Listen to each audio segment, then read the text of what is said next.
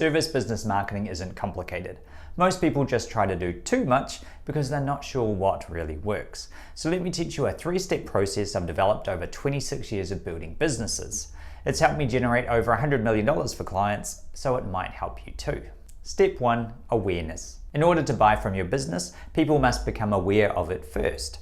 And there's 2 types of people.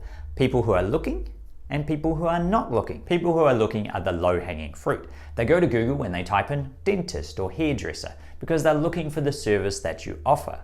So make sure that your Google My Business listing is up to date, that you have all the contact details filled out, you're collecting reviews for it, and that you stand out, which we'll get to more in step 2.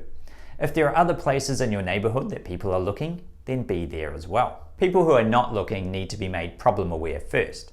You need to make them think about getting their car serviced or going to a yoga class. Start with your current customers and ask for referrals. Then move on to things like organic social media because it's free and you can attract more attention.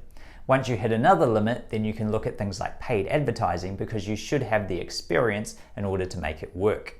But before you create awareness, you need to think about step 2, consideration. People are going to consider other options that are similar to your business before deciding where to buy, so you must stand out.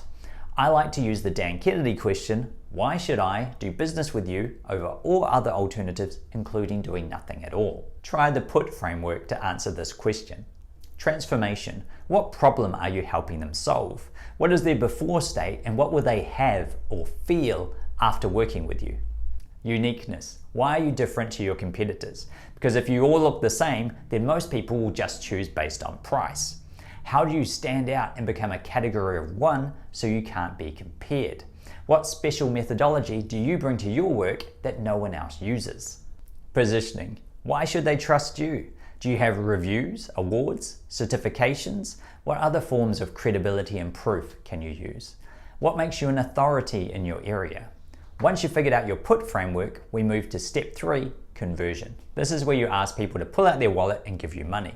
It's called an offer, and the value you provide is tied to the unique transformation you create. To get a prospect to try you for the first time, come up with an irresistible offer, a deal that's simply so good they can't refuse. Instead of offering your manicure just like normal, try offering a mani-pedi pampering experience for 5 friends and throw in a bottle of champagne. Instead of a normal gym membership, try offering a 4-week strength program where you have a personal trainer that exercises and protein powder thrown in as well. If you focus on the transformation instead of just the service, you should come up with a lot of ideas. Try to make things easier, faster, guaranteed, risk-free.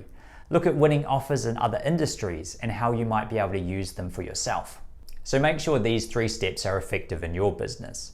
Otherwise, you'll always struggle to get new clients, when you could be the dominant player in your market and scale to the next level.